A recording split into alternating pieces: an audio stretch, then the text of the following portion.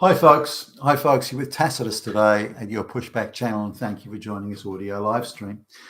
In this essay, I'd like to talk about a number of media pieces that have been doing the rounds recently, and when I say recently, the last sort of few months, I guess, where various writers and alleged sociologists have been speculating about a future, in the not too distant future, in parts of the planet that's already here, where men substantially outnumber women in any given society or area, or indeed internationally. Now, the thinking goes, or the speculation rather goes, that in situations where you have a large disparity between men and women, that where in some case between 15 and 20% is alleged. For example, in China, there's a 15% disparity between men and women. That's not broken down for age group necessarily, or certainly not to any definitive degree. For example, is that the case in amongst older people? Is that the case amongst young people? Is it the case with people, say, under the age of 25? And so, but nonetheless, the overall claim is that we get a large disparity where there's many more men than there are women, or too few women, depending on how you're looking at it. Then there's a large number of men who are without partners, marriage partners, sexual partners, and they have no stake in society. They have no sort of tempering influences, if you like, in their lives. They gather together, become sort of aggressive, angry hotheads, and they can spread havoc and mayhem in any society. That's the speculation. So it's a very dystopian sort of look at the future. Now, the writers, certainly the media pieces that I've seen, have looked at China and India, the two most populous.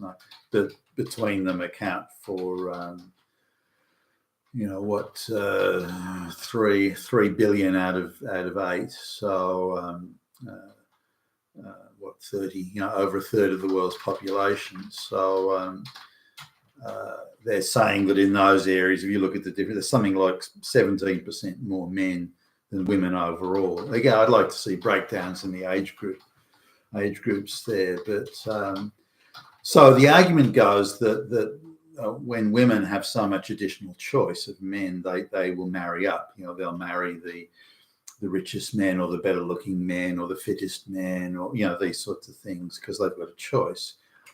Whereas men have much less of a choice. So men at the bottom of the pile, the least good looking, who have the lowest incomes, the dumbest, or whatever, they can't find a partner, or no partner's interested in them. Therefore, they become a group, if you like, detached from society and its norms, and then become a danger to the rest of the members of society who don't organise in such a way. So there's this group, the dystopian future, argues, are somehow going to sort of be drawn like magnets to each other, and then become a cohesive, centrally planned, organised, or a spontaneous mob looking for trouble and looking to spread mayhem. So I don't know how true that is. I can see the point they're making. I don't think that would happen that way. I don't think it would unfold like that. I think people who have genuine grievances can gather together, and there's like a flame can be ignited that can turn into a conflagration. I can see that, but I don't see this would be the case here. It could possibly, but it's unlikely. But let's have a look at the people that are putting forward this view. Now, the writers are, there's one homosexual, and the rest were female, mostly lesbian, and by far and away majority Jewish. Writers were putting forward this theory. So now, just a few that I looked at, there was also a generous representation of lesbian writers in here. So Jewish lesbian sociologists are predicting a dystopian future. Wow, that's new. Ooh, that's never happened. So let's have a look at the argument in relation to their perception of the world, which is more to the point, I think, here. Not that it couldn't happen. I do see the possibilities, but we need to look at the people that are writing about this and their perception of history and their perception of what constitutes a threat. One thing that the Jewish sociologists are constantly looking out for is where are those early initial signs, those early signs that there will be a group in society or society generally.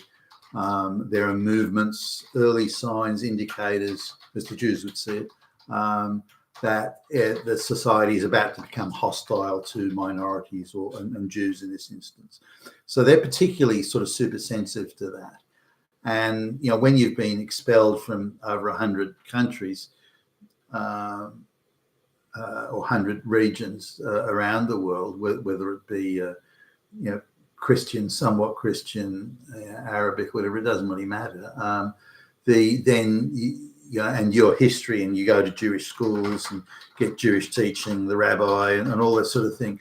It all combines into a thing saying we're an oppressed people, and at any tick of the clock, at any minute, the society we're in will turn against us.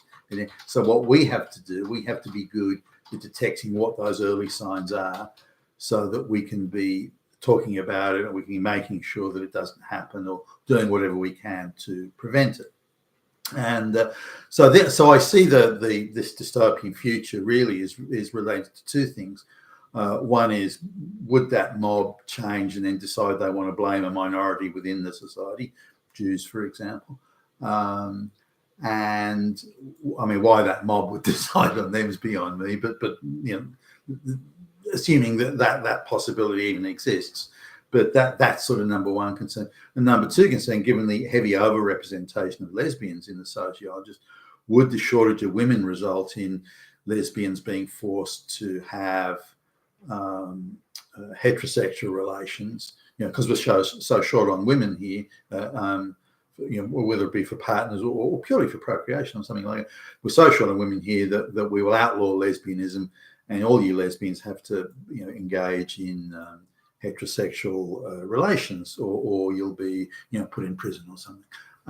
So that's a sort of a second sort of tier of fear that these writers appear to have. The third one is there'll be a random thing where, and if you look at the writers who are particularly concerned about rape and heterosexual rape, particularly concerned about it, there again seems to be heavy overrepresentation of lesbians. I've never really understood that. Why would lesbians care about rape? Why would anybody, why would a heterosexual man want to rape a lesbian? I wouldn't follow that.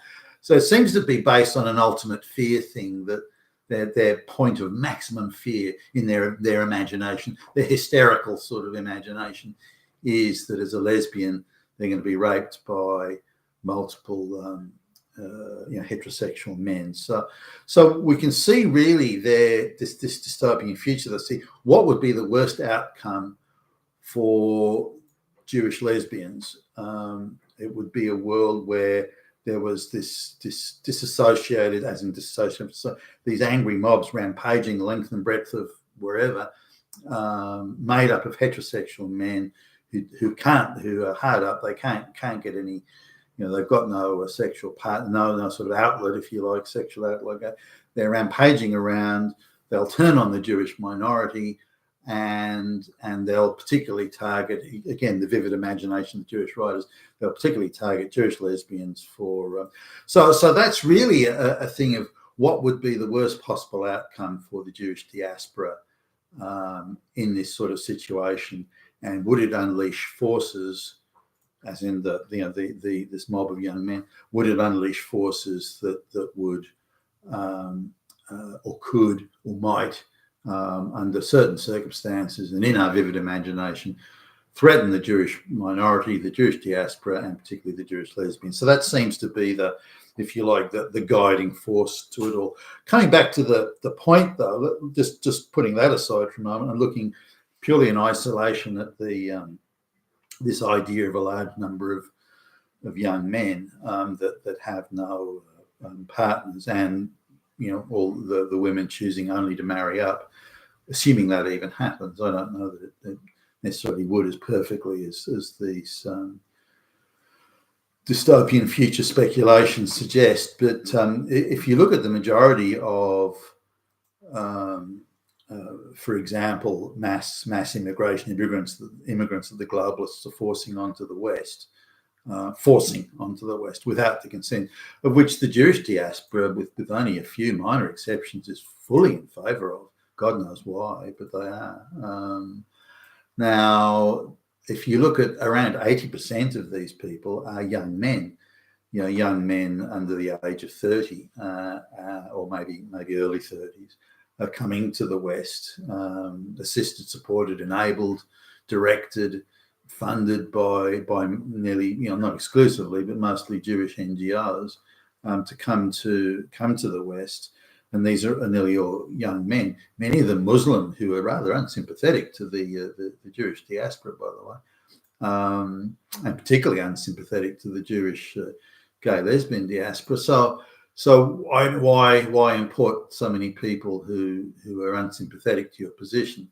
So I think the view is that, well, we can control these people, and as long as these black and brown folks are replacing the Christian white Gentiles, that's okay. But what if we lose control of the situation? Because the moment we can control it, we're controlling the immigration and we're controlling the removal of Gentile Christians and so on. But what if we lose control of that situation? It's going well for us now and suiting our purposes. But what if we lose control of it and suddenly all these unruly mobs of young men are running around? What happens if they turn on us? Then we don't have control. So we have to now be sensitive to that and aware of it and be prepared to somehow stop it, prevent it, control it, redirect it. We have to keep these people angry against white Gentiles. We have to keep them that anger going one way. We can't allow it to veer off in another direction, because then it may not suit us. Now, I don't know whether that is or isn't but these articles describe a dystopia that may occur in China or India, where there's an oversupply of men, but India is aggressively exporting its men,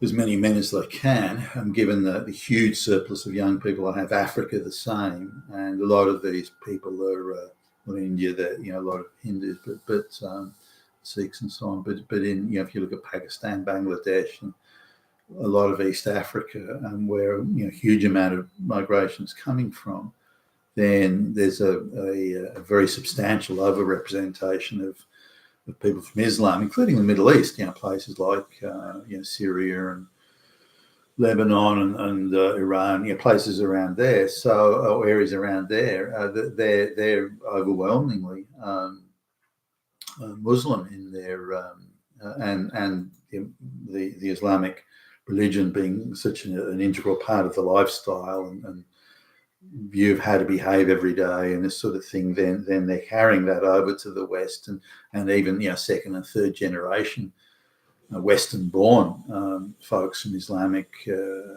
territories and areas are still not viewing themselves as Western. In fact, they're looking at the Western society and its people with some considerable derision. So the if you like, the raw material is there for the sort of dystopian scenario that these writers are talking about. It does exist, and by the way, it's not a totally absurd or utterly fanciful consideration of the future. Whether or not it'll head in the direction they think it is, but the engine room of their concern is based on, I will allege, based on them being Jewish or lesbian or there's one gay guy wrote a piece. Maybe he's thinking about getting thrown off a rooftop or something. But you look at those concerns, and they're very much tied to their own ideology. Now, while they're busily going about thinking that we can create a paradise nirvana if only we can get rid of Gentile white Christians and their history and their culture, that'll suit us, that'll give us what we want. But what if all that goes wrong? What if these people turn against us? And I think that's the basis of their concern. Now they could stop importing the trouble or the problem that they're so fearful of. They could stop importing that and stop supporting the importing of that. But then that wouldn't suit their other agenda of replacing the Christian Gentiles. So so they're actually caught in a bind there, and you can see, I believe, in my view, in my opinion, you can see the dilemma that they're caught in here. What if by solving one problem we actually create another? Oh fuck, what will we do then? And that's, I think, the basis of those articles. You've been fantastic today. Your pushback channel. Thank you for listening.